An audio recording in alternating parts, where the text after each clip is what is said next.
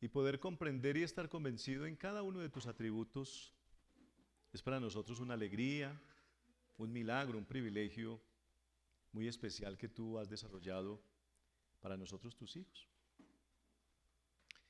Y desde esa posición como hijos queremos adorarte y darte muchas gracias porque eres tú el que has traído salvación para nosotros tus hijos.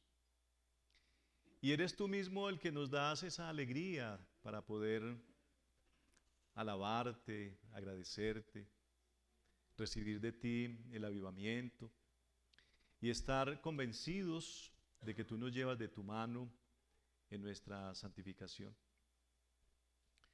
Te rogamos que el caminar de nuestra fe esté puesta nuestra mirada en ti, Señor Jesucristo, y que así como hemos podido recibir el milagro de la salvación, habiendo sido justificados por la fe, sin las obras de la ley, en Jesucristo, solamente en Cristo Jesús, que de esa misma manera también podamos seguir recibiendo ese milagro de nuestra santificación, tú obrando a través de tu Espíritu Santo en nosotros, en nuestro ser interior. Gracias por lo que tú vienes haciendo en tu iglesia. Gracias por la manera como tú nos sustentas. Y clamamos también para que a cada uno de nosotros nos dé la capacidad de reconocer que a diario pecamos contra ti.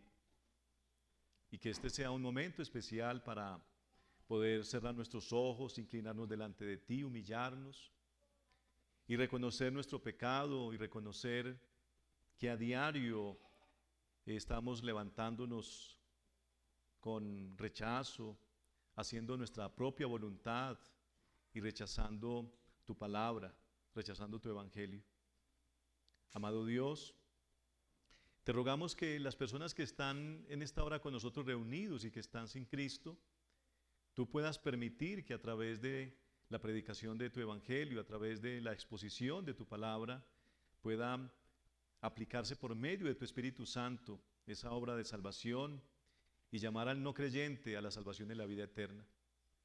Y te ruego una vez más que tu iglesia pueda escuchar tu palabra, recibir ese alimento espiritual que es tu palabra y poder crecer en ese entendimiento, en esa convicción, en la santidad, en la entrega, en la obediencia a ti, a tu palabra, a tu evangelio, y que de esa misma manera se exteriorice de manera horizontal con nuestros hermanos y las diferentes personas con las que nos relacionamos a diario, se pueda exteriorizar el fruto de tu obra de salvación que has hecho de manera interna y poderlo manifestar de manera externa a nuestro prójimo. Permite que durante esta semana podamos tener una vida de alabanza y adoración hacia ti en todo lo que hacemos, en el estudio, en el trabajo, en la manera como nos relacionamos como familia, como hermanos en la fe, con las diferentes personas dentro de la comunidad, y que tú nos lleves a tener la capacidad de tener el dominio propio, a ser controlados en el egoísmo, en el enojo, en los celos, en la hipocresía, en la mentira. Que podamos nosotros reconocer que todos estos pecados que aunque algunas personas no lo consideran como pecados, atentan contra ti, contra nuestro prójimo, y que son pecado y te ofenden a ti, bendito Dios, y que tú nos llamas para que podamos nosotros reconocer nuestro pecado, arrepentirnos, humillarnos delante de tu presencia, apartarnos de él, Señor, y clamarte para que tú nos puedas fortalecer día a día, para que mirándote a ti podamos crecer en esa obra de santificación, bendito Dios. Muchas gracias por las buenas noticias que ha habido con las personas que han estado enfermos, que tú has venido permitiendo que tengan una pronta recuperación. Y te rogamos que como iglesia nosotros podamos seguir orando y apoyando a nuestros hermanos y a sus familias. Como decía el hermano Ferney ahora, qué bueno es saber que hay hermanos en la fe que oran y que están pendientes. Y esa es la comunidad de creyentes, bendito Padre. Por eso recuerdo en Hechos en el capítulo 2, cuando desde el versículo 41 en adelante dice que todos lo tenían en común, que perseveraban en la comunión unos con otros, en el partimiento del pan, en la doctrina de los apóstoles, en la comunión unos con otros y en las oraciones.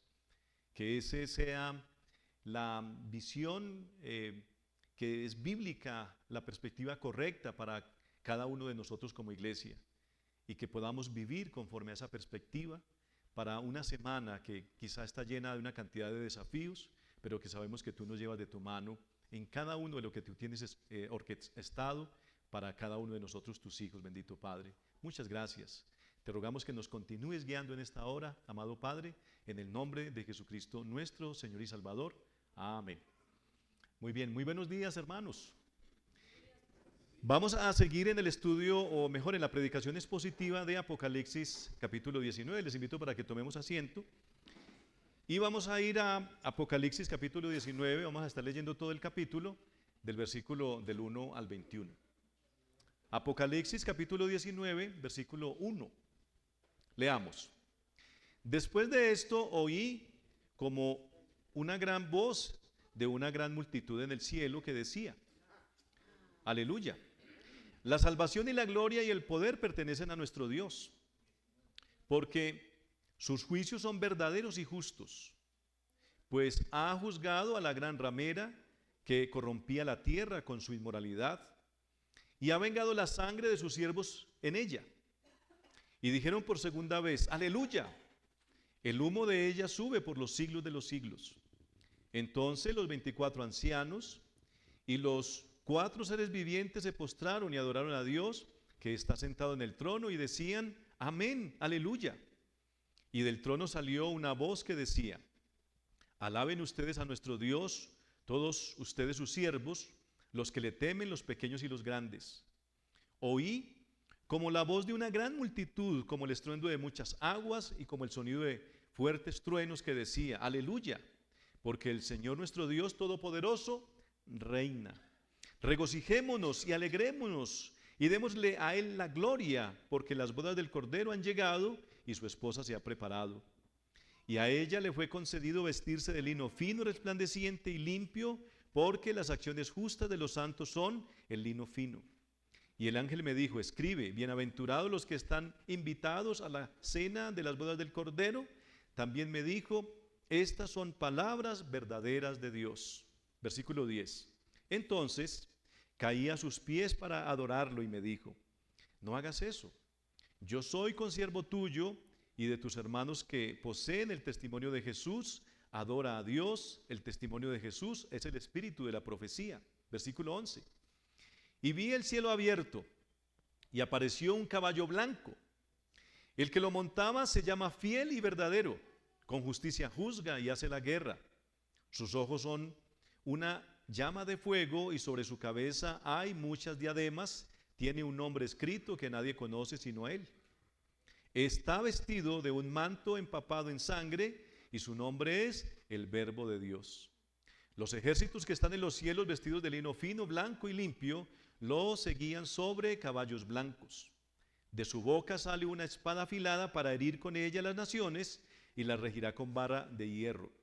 Él mismo pisa el lagar del vino del furor de la ira de Dios Todopoderoso. En su manto y en su muslo tiene un nombre escrito: Rey de Reyes y Señor de Señores. Vi a un ángel que estaba de pie en el sol. Clamó a gran voz diciendo a todas las aves que vuelan en medio del cielo: vengan, congréguense para la gran cena de Dios, para que coman carne de reyes, carne de comandantes y carne de poderosos, carne de caballos y de jinetes y carne de todos los hombres libres y esclavos, pequeños y grandes. Entonces vi a la bestia, a los reyes de la tierra y a sus ejércitos reunidos para hacer guerra contra aquel que iba montado en el caballo blanco y contra su ejército. Y la bestia fue apresada, junto con el falso profeta que hacía señales en su presencia, con las cuales engañaba a los que habían recibido la marca de la bestia y a los que adoraban su imagen. Los dos fueron arrojados vivos al lago de fuego que arde con azufre. Los demás fueron muertos con la espada que salía de la boca de aquel que montaba el caballo, y todas las aves se saciaron de sus carnes. Oremos. Señor Jesús, te ruego que por favor me guíes por medio de la presencia de tu Espíritu Santo. Utilízame, Señor, para predicar tu palabra a la congregación, y obra en tu iglesia, trayendo por medio de tu Espíritu Santo el entendimiento correcto de tus escrituras, avivando sus corazones y animándolos para continuar con la mirada puesta en ti en medio de un mundo caído, en medio de una gran oposición de las huestes de maldad, pero en medio de la esperanza de entender que tú has prometido que volverás para reinar eternamente con tu iglesia en cielos nuevos y tierra nueva, bendito Padre. Te ruego que este mensaje para nosotros traiga aliento y esperanza en este tiempo, en el nombre de Jesús. Amén. Muy bien, entonces acabé de leer Apocalipsis capítulo 19. Este mensaje lo he titulado La batalla final, la batalla final. Y en el capítulo 19 se cierra la segunda recapitulación. Lo que voy a decir no está en las diapositivas de la introducción. Entonces les invito para que me miren aquí de manera muy atenta. En estos 19 capítulos, que hoy estaremos terminando el capítulo 19, que hemos visto la primera parte, luego desde el capítulo 4 hasta el 11 y ahora desde el 12 al 19, nosotros ya podemos tener un resumen, hacer unas conclusiones y tener una perspectiva y hacer unas consideraciones para nosotros mismos. Entonces miremos, el capítulo 1 nos deja ver a Cristo reinante, establecido en el cielo. En el capítulo 2 y 3 vemos el mensaje a 7 iglesias. 7 iglesias, que algunos teólogos la han establecido cronológicamente en el tiempo. Pero nosotros debemos entender que esas iglesias estaban establecidas en el tiempo, de manera cronológica, en el tiempo cuando Juan estaba recibiendo la revelación de Apocalipsis y les estaba, o sea, esa carta fue enviada entonces o fue leída para las iglesias del Asia Menor. Pero ¿qué aplicación debemos tener para nosotros? Yo recuerdo una de ellas que dice, sé frío o caliente, no seas tibio. Porque a los tibios los vomitaré de mi boca, dice el Señor. Y entonces en cada una de estas consideraciones o de este mensaje que da cada una de las iglesias, viene una exaltación de parte de Dios, unas felicitaciones, pero también viene una advertencia. Y advertencias como esas, a pesar de que han pasado 2000 años, las podemos estar recibiendo todavía nosotros en este tiempo. Y una advertencia a estar vigilantes, a tener la mirada puesta en el Señor, a lo importante que podamos entender que el Evangelio de manera relacional para con nosotros es a través del amor, a rechazar el pecado y a entender la manera como el falso Evangelio permanentemente se está diluyendo, o mejor, se está mezclando en medio aún de la iglesia bíblica. Y cómo hasta el falso evangelio podría estar en medio de cada uno de nosotros.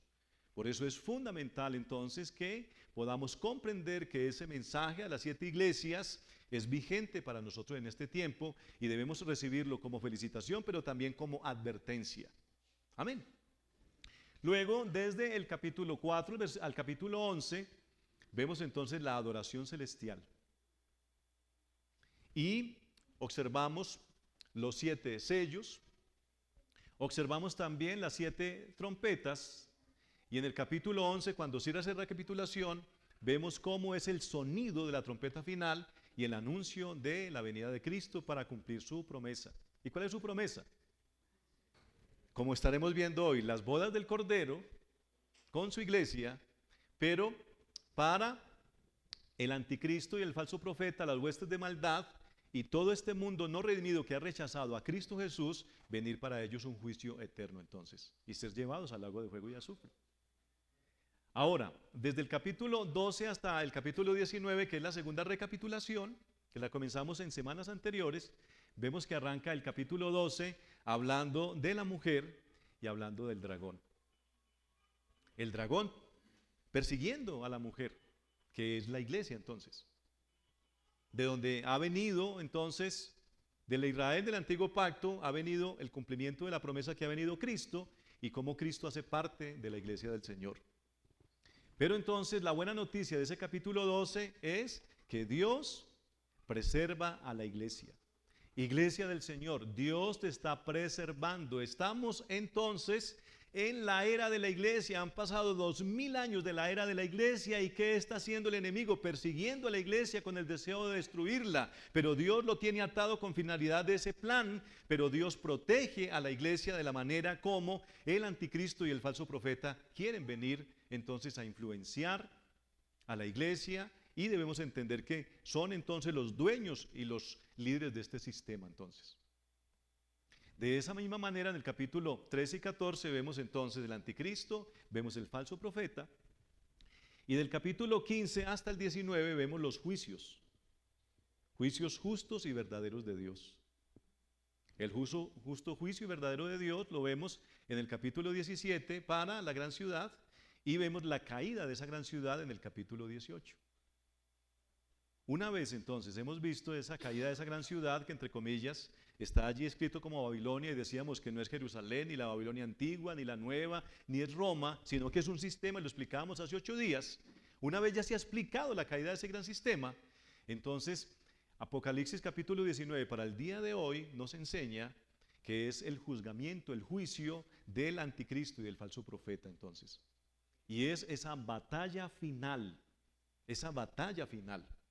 Y en el capítulo 20 abriremos otra recapitulación del versículo 1 al 10, donde vemos entonces la iglesia en la era, pero también al final el juzgamiento entonces para Satanás y llevándolo al lago de fuego y azufre.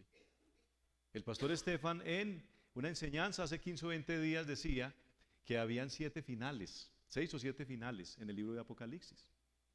Dentro de 8 días estaremos haciendo énfasis de cómo en cada recapitulación vemos que hay entonces momentos cuando hay un final y ya continúa para el siguiente capítulo, y no podemos decir entonces que es cronológicamente, sino que son recapitulaciones o son cíclicos, son cíclicas, son entonces narraciones cíclicas para que nosotros podamos entender de diferentes perspectivas el mensaje que Dios tiene para su iglesia. Amén. Ahora sí vamos a las diapositivas, Oscar Javier. Este texto anuncia una boda entre el Cordero y su esposa, que es la iglesia redimida del Señor. Hermano, Apocalipsis para mí era difícil hace 1 año y medio, ahora ya no. La verdad, para mí me parece ya más fácil. Cuando hemos entendido que Apocalipsis se interpreta no de manera literal ni cronológico, sino figurado. Y en recapitulaciones, ¿correcto? Anuncia entonces una boda entre el Cordero y su esposa, que es la iglesia redimida del Señor, que está representada por las grandes multitudes del cielo y de la tierra, que ha sido lavados por la sangre preciosa de nuestro Señor Jesucristo. Correcto, eso es lo que nos está anunciando ese texto. El evento se anuncia en el cielo por medio de himnos de alabanza y adoración al Dios eterno. Eso es lo que está sucediendo en esa primera parte del 1 al 10. Himnos de alabanza y adoración. ¿Y a quién es que se está adorando? A Dios el Padre, al Dios eterno se está adorando. Así como en la adoración celestial del capítulo 4 y 7 hay alabanza y adoración para nuestro Dios. Amén. Se describe a la novia, que es la iglesia que está vestida con ropas blancas,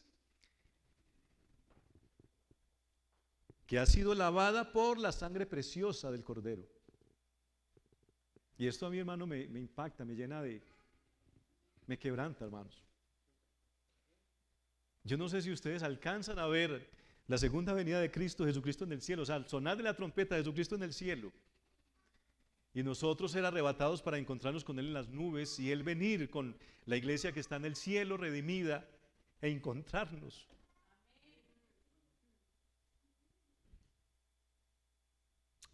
No para casarse como se casa un hombre con una mujer, pero sí para estar unidos eternamente en su presencia, hermano, en el cumplimiento, en la redención final, hermano, en el perfeccionamiento de su reino, hermanos.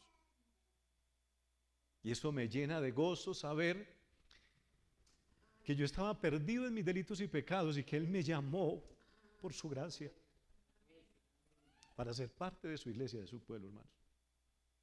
Y que eso no había sido posible a no ser que el Señor, a través del Espíritu Santo de Dios, hubiese traído esa obra de regeneración y hubiera puesto esa fe salvadora y haberme llamado a la salvación de la vida eterna en Cristo Jesús, hermanos. Amén. Entonces se describe a la novia, que es la iglesia que está vestida con ropas blancas, que ha sido lavada por la sangre preciosa del Cordero. Muestra las características del Rey de Reyes y Señor de Señores, que aparece desde el cielo con sus santos ángeles, y la iglesia que ha sido redimida para celebrar su boda. También deja ver cómo el anticristo y sus huestes de maldad se levantan contra el Señor y su iglesia. Pero en ese mismo instante también narra cómo Jesucristo se levanta con gran poder y con su gran gloria y los vence con la espada que sale de su boca, para finalmente enviarlos al lago que arde con fuego y azufre y llevarlos a la condenación eterna. Es una demostración de un gran juicio y es la manifestación de un gran fin. Repito nuevamente, hermanos. Es la manifestación de un gran juicio y es la manifestación de un gran fin. Amén. Entonces lo que quiero proponerles para el día de hoy es: el juicio de Dios se manifiesta en la batalla final contra los enemigos de Dios. Y la pregunta que nos debemos hacer es: ¿qué se puede destacar de la batalla final entonces?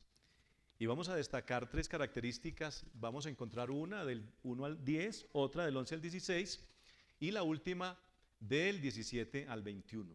Y así rápidamente, porque hoy tenemos cena del Señor, estaremos entonces tomándonos media hora para explicar este mensaje de una manera contundente. Entonces, el primer punto, yo estoy observando que esa gran batalla final es anunciada por la multitud en el cielo, hermanos. O sea, lo que Juan nos está mostrando es que hay un escenario que está establecido en el cielo. Amén.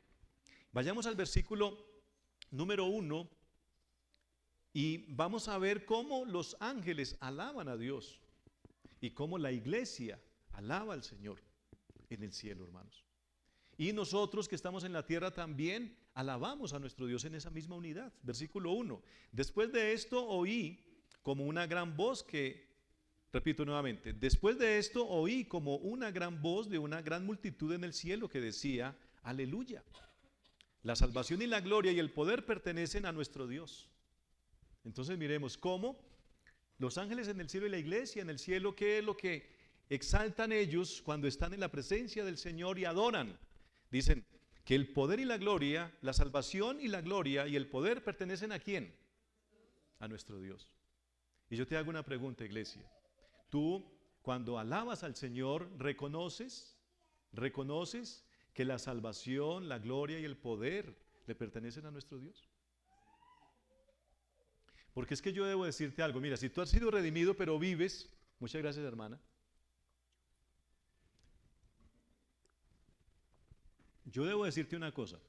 Si tú consideras que has sido llamado a la salvación de la vida eterna y eres hijo de Dios, pero vives bajo tu propia gloria y no bajo la gloria del Señor, no reconoces el poder y autoridad del Señor y no reconoces que el Señor es el que trae salvación, entonces estás viviendo conforme a tu perspectiva, no conforme a la perspectiva del Evangelio, hermanos. Amén. El versículo número 2 dice: porque sus juicios son verdaderos y justos.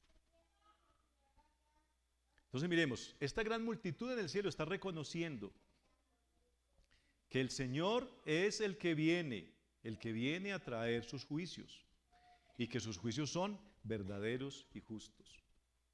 O sea, nadie que vaya a ser llevado al lago de fuego y azufre, a la condenación eterna, va a decir que Dios lo está llevando de manera injusta. Porque es que entendamos que con respecto a la salvación hay correspondencia. ¿En qué sentido? Nadie, entonces, que va a ser condenado va a decir: Señor, es que tú me condenaste de manera injusta. ¿Y por qué? Porque el Evangelio va a ser predicado en todas las naciones. Toda criatura va a escuchar el Evangelio. Si no lo escuchara, el Señor dio, entonces, su conciencia dio el universo, que son, entonces, evidencias de la existencia de Dios. Y su propia conciencia podría condenarlo, entonces. Podría acusarlo. Entonces, nadie es inexcusable delante de la presencia del Señor en sus justos juicios, que son justos y verdaderos. Pues ha juzgado a la gran ramera que corrompía la tierra con su inmoralidad y ha vengado la sangre de sus siervos en ella. Entonces, justos y verdaderos, ya hemos visto en el capítulo 17 y 18 que la gran ramera ha sido condenada, que es la gran ciudad, que en el capítulo 17 hay las características, en el 18 habla sobre su caída. El versículo 3 dice: y dijeron por segunda vez: aleluya, el humo de ella sube por los siglos de los siglos. Entonces los 24 ancianos y los 4 seres vivientes se postraron y adoraron a Dios que está sentado en el trono y decían: amén, aleluya. Y el versículo 5 dice: y del trono salió una gran voz que decía: alaben ustedes a nuestro Dios, todos ustedes sus siervos, los que le temen, los pequeños y los grandes. Y ahí nos va dejando ver entonces cómo nos muestra cuál es la característica de la iglesia, que es la novia y que entonces está preparándose para entonces el casamiento con el Señor Jesús, con el Rey de Reyes y Señor de Señores. Entonces miremos que esas grandes multitudes alaban a Dios en el cielo, y esas grandes multitudes también anuncian la llegada de las bodas del Cordero. Entonces, número 1, alaban. Número 2, esas multitudes están encargadas de anunciar la llegada de las bodas del Cordero. Versículo 6. Oí como la voz de una gran multitud, como el estruendo de muchas aguas y como el sonido fuertes truenos que decía, repito, oí como la voz de una gran multitud, como el estruendo de muchas aguas y como el sonido de fuertes truenos que decía, aleluya, porque el Señor, nuestro Dios Todopoderoso, reina. Una vez más muestra el poder, el señorío, el poder y la autoridad de nuestro Dios. El versículo 7 dice: regocijémonos y alegrémonos y démosle a él la gloria, porque las bodas del Cordero han llegado y su esposa se ha preparado. Entonces, ¿qué es lo que hacen esas multitudes? Anuncian que ha llegado las bodas del Cordero. Y dice, y su esposa se ha preparado. Y miremos las características. Versículo 8. Y a ella le fue concedido vestirse de lino fino, resplandeciente y limpio, porque las acciones justas de los santos son el lino fino. Y el ángel me dijo, escribe, bienaventurados los que están invitados a la cena de las bodas del Cordero. También me dijo, estas son palabras verdaderas de Dios.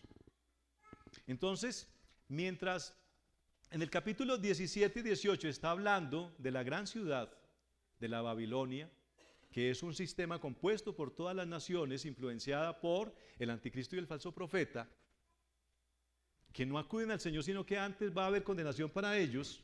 En el otro lado nos deja ver a la novia del Cordero, a su iglesia, vestida con ropas blancas resplandecientes y preparadas entonces porque han sido invitadas para ser parte de la cena del Cordero de Dios, hermanos.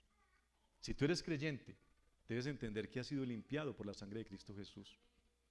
¿Cómo te ve Dios el Padre a través de Cristo Jesús? Con ropas blancas, porque has sido perdonado por tu pecado. Y para el final hay un boleto para ti, no para condenación. Repito nuevamente, para el día final, para la batalla final, hay un boleto para ti, no para condenación, sino invitado para que habites en la presencia del Señor eternamente. Amén. Miremos en el libro de Reyes, encontramos la historia de Mefiboset. Miremos que cuando David sube al reino, él tenía todo el derecho de hacer matar toda la generación de Saúl, que era su enemigo. Pero recuerde que él había hecho un pacto con Jonatán, el hijo de Saúl, el rey Saúl. Y entonces habían pasado ya varios años y él se recordó del pacto.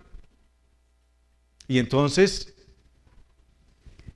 llamó a Siba, a uno de sus sirvientes, y le dijo que fuera a buscar, y fueron averiguando hasta que encontraron que Mefiboset estaba habitando en Lodebar, en un lugar desierto, sin esperanza, etcétera, etcétera. Y al ser llamado, entonces Mefiboset entró a la presencia del rey y pensó que le iban a clavar una espada, que lo iban a matar en ese momento. Pero en vez de haber encontrado la muerte, encontró fue la misericordia. Y entonces cuando ve la misericordia, este hombre se postra ante la presencia del rey David y le dice, ¿quién es este perro muerto? Para que tú tengas misericordia. Hermanos, y esa es la iglesia. Nosotros éramos un perro muerto apartados, que lo único que merecíamos era que nos clavaran la espada. y fuéramos muertos.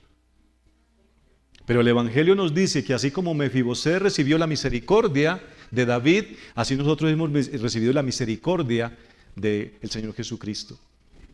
Y nos enseña que Mefibosé fue invitado para participar de los banquetes del rey y de su familia, y se alimentó de sus banquetes, de los que hacían parte del palacio del rey.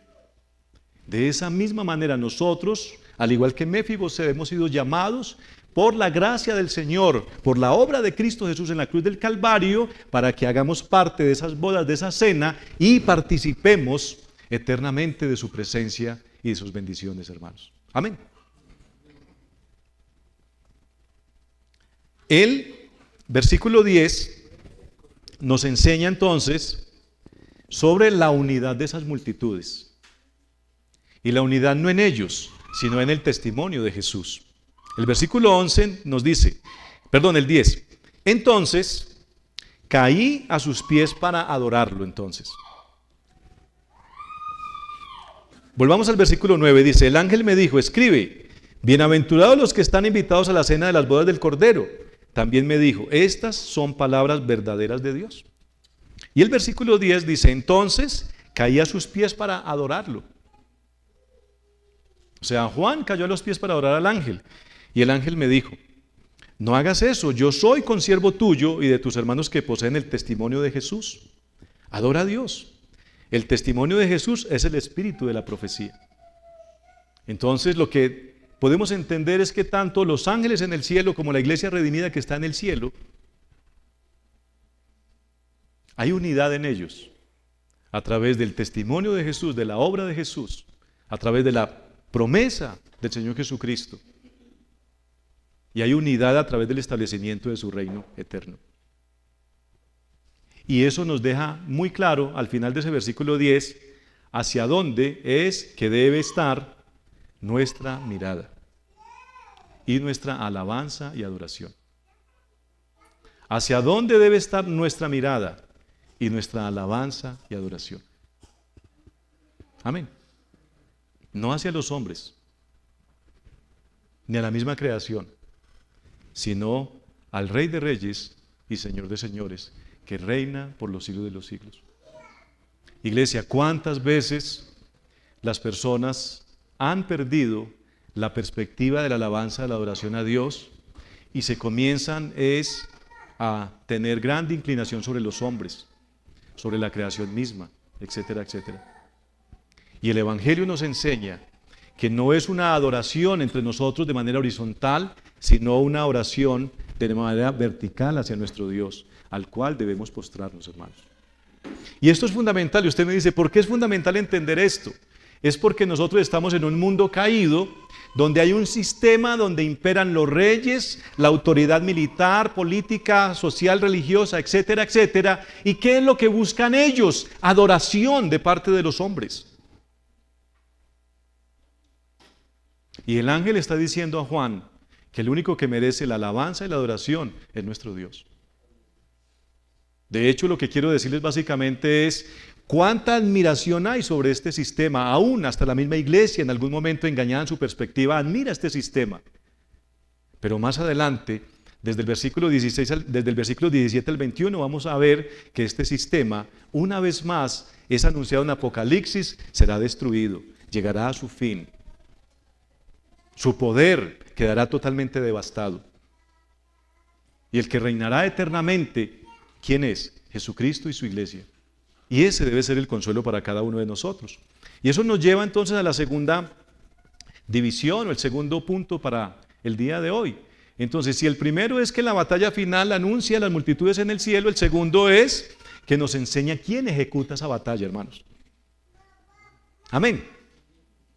O sea, si nos habla de un escenario en el cielo anunciando que han llegado las bodas del Cordero y anuncia que los juicios contra Babilonia fueron justos y verdaderos del Señor y que aún hasta el humo del juicio ha llegado al cielo, entonces lo número 2 es que nos deja ver la segunda sección, quién es el que ejecuta, en quién está la autoridad, el poder para ejecutar los juicios.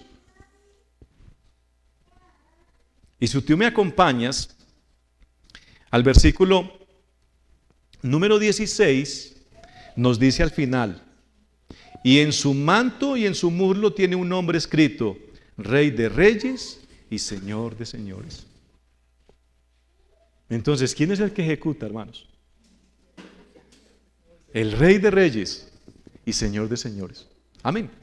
Entonces estudiemos ese punto número 2 de manera rápida. El punto número 2 nos enseña que el que viene a ejecutar es el jinete y viene a ejecutar con sus ejércitos entonces. Y cuando hablamos del jinete es el Señor de Señores, es el Verbo de Dios y es el fiel y verdadero, que son los títulos que Dios está dando para Jesucristo a través de esta revelación que le está dando el apóstol Juan. El versículo 11 nos va a hablar sobre la autoridad de ese jinete. El versículo 11 dice: vi el cielo abierto y apareció un caballo blanco, el que lo montaba se llamaba Fiel y Verdadero, con justicia juzga y hace la guerra. Entonces, ¿qué es lo que estamos viendo? La autoridad. ¿De quién? Del Fiel y Verdadero. Y nos enseña que con justicia hace la guerra.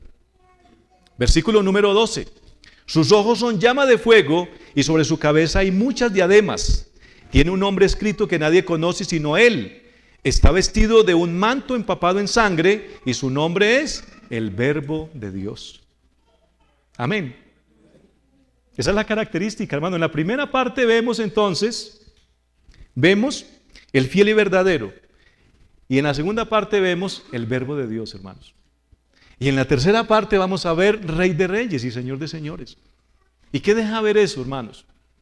Que hay un himno que Pablo cita en Efesios capítulo 2, versículo del 6 hasta el 11, y especialmente el versículo 9 al 11. Recuerden, leámoslo por favor, que es un himno que yo lo he repetido una y otra vez. Y algunos hermanos me llaman los hermanos el pastor del himno de Efesios capítulo 2, versículo del 9 al 11. Si algunos de pronto no se acuerdan cuál es el himno, vamos a leerlo entonces. El versículo 9 dice: por lo cual Dios también lo exaltó hasta lo sumo. ¿A quién? No, estoy diciendo Filipenses 2. Yo dije Efesios. Uy, qué pena, los años no llegan solos. Oiga, pensé Efesios siempre. Filipenses, pero hablé Efesios. Filipenses 2:9. Por eso es que ustedes decían, ¿cuál es el himno que el pastor cita? No lo sabemos, ahora sí. Listo, 2:9. Filipenses 2:9. Por lo cual Dios también lo exaltó hasta lo sumo y le confirió el nombre que es sobre todo nombre, para que en el nombre de Jesús se doble toda rodilla de los que están en el cielo y en la tierra y debajo de la tierra, y toda lengua confiese que Jesucristo es el Señor, para gloria de Dios Padre. Amén. Y es algo muy extraño, hermanos, porque en el versículo dice, en este versículo número 12 dice que el nombre no se conoce. Tiene un nombre escrito que nadie conoce sino Él. Y entonces diríamos que el nombre es el Verbo de Dios. Pero entonces, ¿por qué Juan está diciendo que un nombre que no se conoce y después dice que el Verbo de Dios? El teólogo entonces, William Hendrickson, y apoyado por Kistemaker, dice que el nombre que dice que se está revelando ahí el Verbo de Dios no es el nombre que no se conoce, que es un nombre que va a ser revelado en la segunda venida de Cristo. Y entonces de ahí es donde debemos nosotros manifestar que es muy fundamental entender la obra, hermanos. No sé si me hago entender. A ver, el nombre Jesús es un nombre en hebreo y en griego que es muy común, Yeshua en el nombre hebreo. Y es muy común, por ejemplo, las Marías, los José en este tiempo. Entonces, yo no puedo decirle al enemigo en el nombre de Jesús, mi amigo, sino es en el nombre de Jesucristo, nuestro Señor y Salvador. ¿Y por qué tiene autoridad y poder? Primero, porque es el Hijo de Dios, el Salvador del mundo, la segunda persona de la Trinidad. Pero segundo, por su obra, que lo reviste de poder y autoridad. Por el Padre que la estableció sobre él y lo ascendió al cielo, y desde allí reina con poder y autoridad, y él vendrá entonces a juzgar y a reinar eternamente, hermanos. Entonces, cuando usted piensa en el nombre de Jesús, piensa en la obra. A Jesús conocemos, y a Pablo sabemos de parte de quién viene, pero a ustedes no. Y recuerden que esos demonios los hicieron huir a las personas y hasta los aruñaron.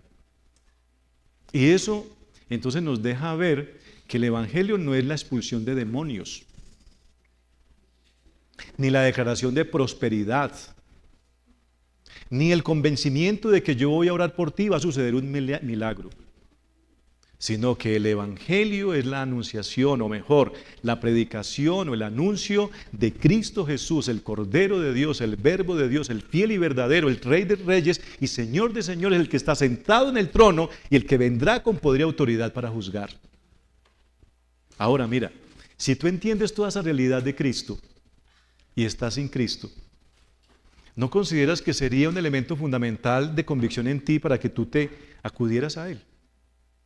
Ese sería un elemento fundamental. Es que yo no te estoy diciendo aquí que te refugies en Pedro o en Juan, o en José o en Carlos. Te estoy diciendo refúgiate en el Rey de Reyes y Señor de Señores, aquel que ha venido, que ha hecho la invitación a su iglesia para que participe con él de manera directa en sus bodas y en su cena de manifestación eterna. Y esa es la gran noticia de nuestra redención, hermanos. Amén. Ahora, el versículo número 14 nos enseña, o mejor, en el 2 y 3 hemos visto su aspecto. Dice, sus ojos son como llama de fuego y sobre su cabeza hay muchas diademas. Entonces, miremos, sus ojos son como llama de fuego y sobre su cabeza hay muchas diademas. Fuego, juicio, autoridad, diademas, títulos, nombres, poder, reinado. Tiene un nombre escrito que nadie conoce sino Él. Está vestido de un manto empañado en sangre y su nombre es el Verbo de Dios. Algunos dicen que el manto vestido de sangre es la obra de la cruz del Calvario. Pero no es la obra de la cruz del Calvario. ¿Por qué? Porque Cristo en el cielo no está manchado de la sangre que derramó en la cruz del Calvario. Pero a lo que hace referencia es de la sangre que lo salpica cuando pisa el lagar del vino de su furor. ¿Correcto? Y eso significa entonces la dimensión de la ira de Dios manifestada entonces sobre el anticristo, el falso profeta, las huestes de maldad y las naciones que no han querido acudir delante de la presencia de Dios. Pero esto no nos deja para que nosotros ampliamente digamos entonces que hay un aniquilacionismo. Por supuesto que no. Nosotros no somos aniquilacionistas. Para los que no entienden qué es el aniquilacionismo es una doctrina que las personas manifiestan, que la persona que no ha creído en el Señor, que cuando venga el Señor lo destruye y desaparece, y que para Él no va a haber juicio, que solamente es una destrucción. O sea, es como una molécula, un átomo que ya explota y ya. Pero hermanos, en este capítulo 19, en los versículos 20 y 21 nos habla del lago de fuego y azufre.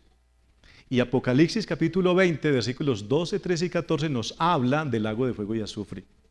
Por lo tanto, entonces, la teoría o la doctrina que algunos enseñan sobre aniquilacionismo frente al desarrollo bíblico de que van a ser personas que van a ser entonces juzgadas y llevadas a una condenación eterna y sufrimiento eterno, entonces es más bíblico entender esa realidad, hermanos. No aniquilacionismo, pero sí entonces un sufrimiento eterno a través de una conciencia, así como Jesús le enseñó a los escribas y fariseos en el momento mismo cuando habló del rico y Lázaro. Miremos que estaba en el seno de Abraham y había entonces conciencia, y estaban en el Hades y había conciencia. El Hades no es el infierno, hermanos. ni tampoco el lago de fuego y azufre. Es un lugar intermedio donde están los no redimidos en conciencia completa, esperando su juicio final, para ser quitados del Hades y llevados al lago de fuego y azufre para el juicio eterno final y para entonces el tormento eterno, hermanos. Amén. No aniquilacionismo entonces. El versículo número 14 nos enseña: los ejércitos que están en los cielos vestidos de lino fino, blancos y limpios, los seguían sobre caballos blancos. No podemos solamente dejarlo a los ángeles del Señor. ¿Por qué? Porque la palabra de Dios nos dice que la iglesia que ha muerto pero ha creído y está en el cielo, en la segunda venida de Cristo, que son las bodas del Cordero, vendrá la iglesia junto con los ángeles a encontrarse a la iglesia que está en la tierra para encontrarse en las nubes y venir a reinar eternamente en esta tierra a las bodas del Cordero, hermanos. Amén. Ahora miremos el poder, su poder. De su boca sale una espada afilada para herir con ella a las naciones y la regirá con vara de hierro. Miremos. Es muy claro hablar que la espada es el evangelio en todo el desarrollo de la historia de la iglesia, en esta era de la iglesia, durante todo el tiempo, desde la resurrección de Cristo hasta su segunda venida. O sea, es muy claro decir que esa espada es el evangelio en esta época, de momento de la resurrección de Cristo hasta segunda venida. Pero al final, ya no es la espada del evangelio la que viene a destruir, hermanos, sino es el furor del Señor, su poder y autoridad. Saldrá entonces fuego de su boca y destruirá, hermanos, con poder y autoridad. Amén. O sea, no es el evangelio el que viene entonces convenciendo y llamando a la salvación. Y el evangelio mismo también viene juzgando y cerrando las puertas para aquellos que lo rechazan durante esta era de la iglesia. Pero cuando Jesucristo venga, ya no vendrá entonces con el evangelio, sino que vendrá entonces es con el juicio, con la espada, para destruir. ¿Correcto? Y miremos la segunda parte del versículo 15, dice: Él mismo pisa el lagar del vino del furor de la ira de Dios Todopoderoso. Esta es una imagen del Antiguo Testamento cuando traían las uvas y entonces las doncellas se subían al lagar a pisarlas para producir el vino. Recordemos que es la imagen de una sección que hemos visto también en capítulos anteriores, que significa entonces juicio, derramamiento de sangre y dolor. Amén. Ahora, el versículo número 16 dice: su nombre escrito en su manto y en su muslo tiene un nombre escrito: Rey de Reyes y Señor de Señores. ¿Y por qué deja ver esto el Señor como revelación para el apóstol Juan a través del ángel? Es para que entienda que el fiel y verdadero, que el Verbo de Dios, que es Jesucristo, que es el Cordero de Dios, viene como el Rey de Reyes y el Señor de Señores. Amén. No hay otro, hermanos. Y entonces, para los que dicen, nosotros somos trinitarios, y entonces nuestra imagen es que Dios el Padre está en el cielo, que Jesucristo a su diestra y el Espíritu Santo a su siniestra. O sea, el Padre en el centro, Jesucristo a la derecha y el Espíritu Santo a la izquierda. Los que tengan esa imagen de la Trinidad no es correcta. La Trinidad es un misterio, hermanos. Recordemos, Dios es una sola sustancia, pero de esa sustancia vienen tres personas: el Padre, el Hijo y el Espíritu Santo. Y cuando Jesucristo venga, no va a venir el Padre. Nosotros no vamos a ver al Padre, no vamos a ver al Hijo y al Espíritu Santo. ¿Por qué? Porque si nosotros viéramos tres, entonces seríamos politeístas, no seríamos monoteístas. Nosotros adoramos un solo Dios y por eso la Trinidad es un misterio, porque la Biblia nos enseña de la personalidad del Padre, nos enseña de la personalidad independiente del Hijo, nos enseña de la personalidad independiente del Espíritu Santo, pero nosotros no vemos tres dioses. Amén.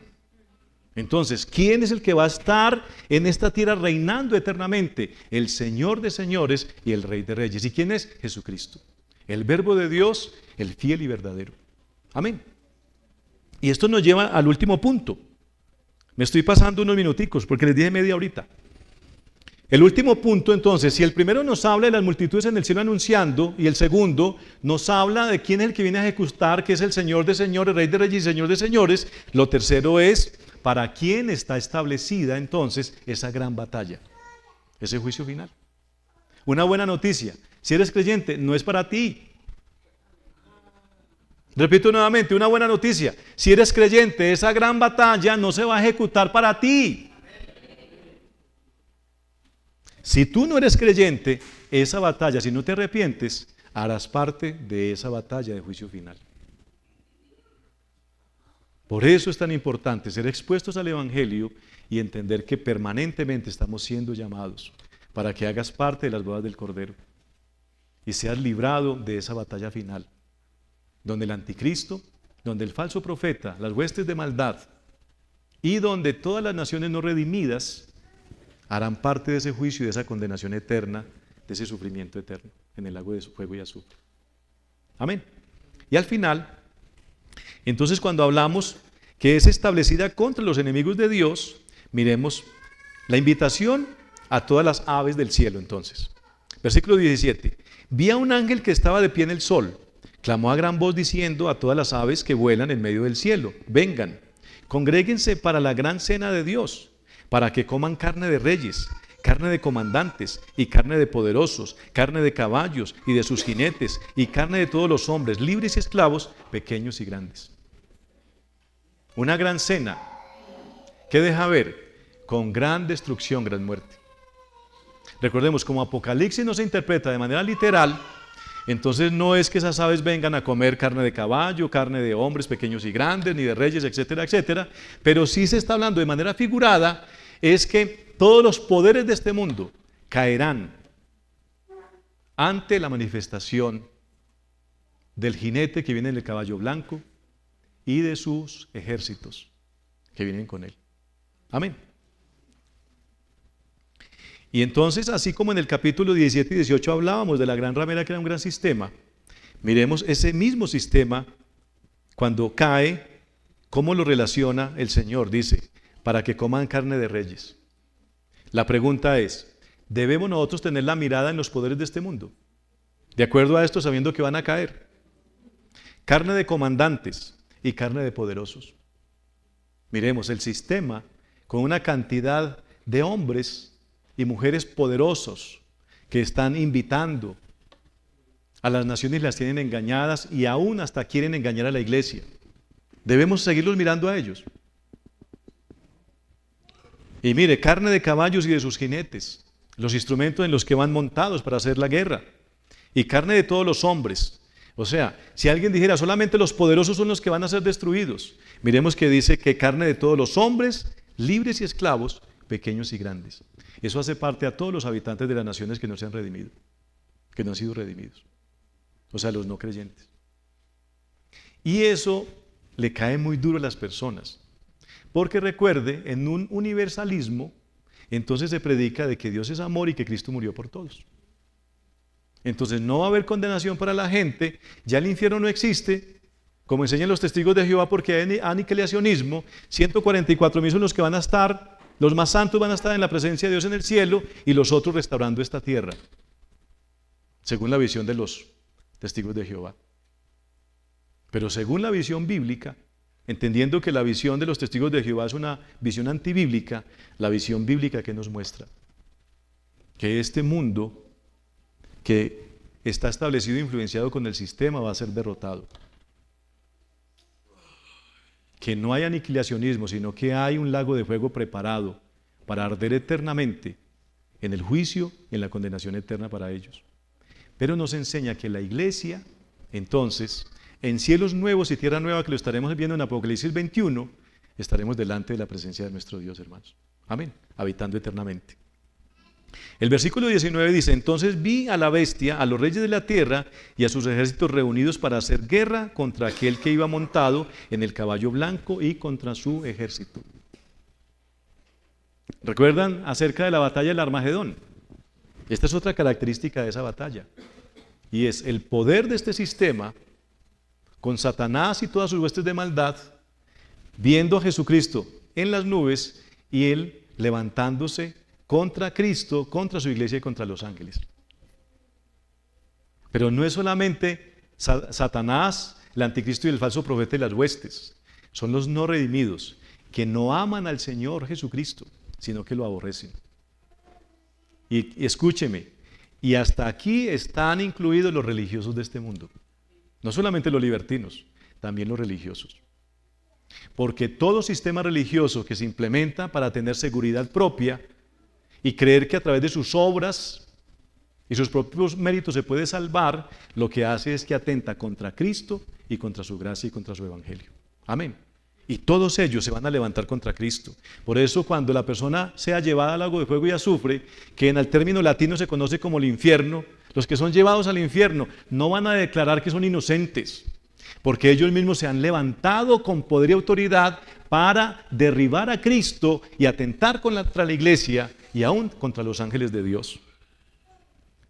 El versículo 20 y 21 nos enseña, y la bestia,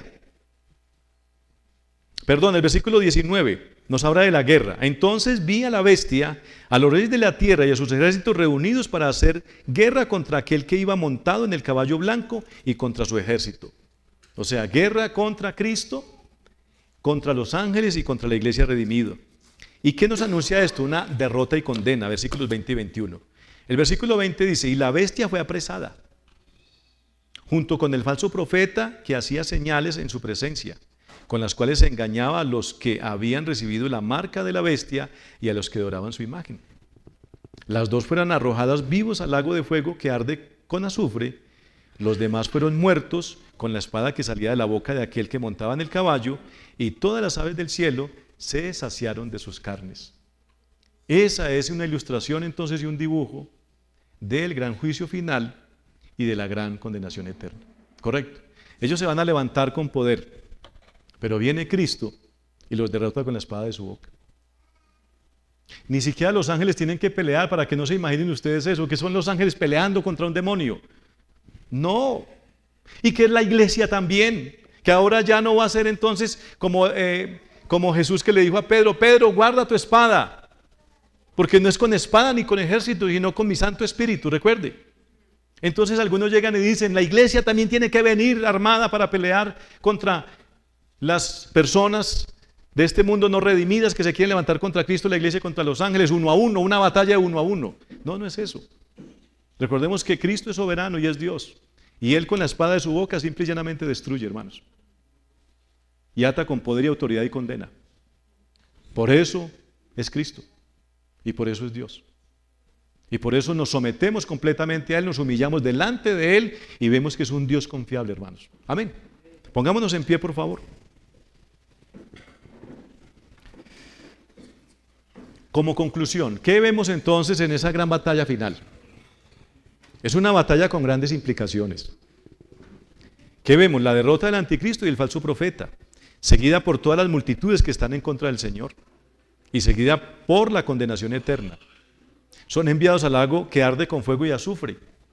Pero lo lindo de todo esto es que mientras todo esto acontece, entonces, condenación eterna, vemos que la iglesia se goza en las bodas del Cordero, celebrando la unión eterna con Cristo Jesús el Señor y reinando eternamente con Él en cielos nuevos y tierra nueva, en su reino perfeccionado. Amén. Oremos. Padre, gracias por Apocalipsis 19. Nos enseña que es una gran batalla, Señor, que se anuncia en el cielo por las grandes multitudes, es ejecutada por Cristo. ¿Y quiénes son los que reciben ese castigo? ¿Para quién es establecida esa gran batalla? Para el falso profeta, para el anticristo, para las huestes de maldad, para las naciones no redimidas, para todos aquellos que se levantan y quieren con poder destruir a Cristo, a su iglesia de los ángeles. Pero para ellos vendrá entonces la gran espada del Señor, vendrá gran fuego en su boca, vendrá y los consumirá. No para hablar de un aniquilacionismo, pero sí hablar de una gran derrota, de un gran juicio y de una gran condenación y tormento. Padre, que la iglesia redimida que está con nosotros en esta hora se pueda alentar ante esta verdad. Cómo estábamos muertos en nuestros delitos y pecados y tú nos llamaste a una eterna redención en Cristo Jesús por tu gracia. Y que el no redimido, bendito Padre, pueda ver, Señor, las implicaciones de la condenación para que no siga más bajo este sistema de este mundo, frente al engaño del anticristo y del falso profeta, frente a todas estas huestes de maldad, sino que acudan en arrepentimiento y fe a Jesucristo y se refugien para ser librados en su alma de la condenación eterna y poder hacer parte de las bodas del Cordero de Dios. Muchas gracias, amado Padre, por tu presencia en nosotros, en Cristo Jesús. Amén. Hermanos,